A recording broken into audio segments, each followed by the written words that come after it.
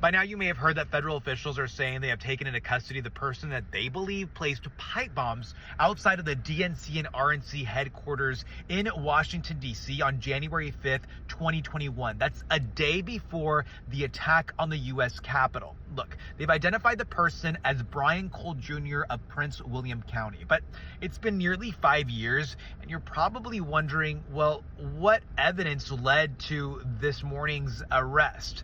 Officials are telling us that it wasn't any new information or a new witness that came forward.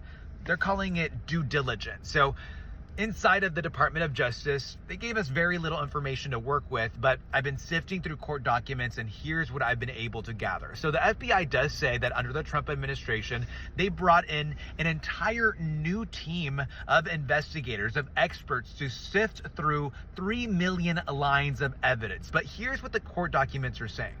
They're saying that using the surveillance video that was released by the FBI, investigators say they determined that the suspect was around 5 feet 7 inches and Cole is 5 feet 6 inches.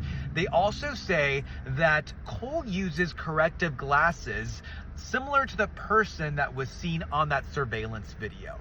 Now, court documents also say that on January 5th of 2021, Cole's cell phone pinned in the area of the DNC and RNC headquarters in the neighborhood of Capitol Hill here in Washington, D.C. Investigators also say Cole's credit card transactions showed that he purchased materials that are used for the construction of pipe bombs. Those documents say that he purchased these items starting in 2019 and continued in 2020, and Cole allegedly continued making these purchases even after the pipe bombs were discovered.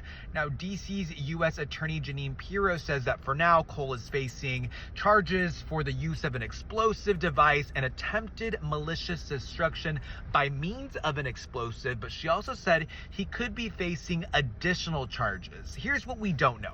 We don't have a motive, and we don't know how this could be connected to the attack on the U.S. Capitol on January 6th. I want to remind you that the pipe bombs were placed there on January 5th.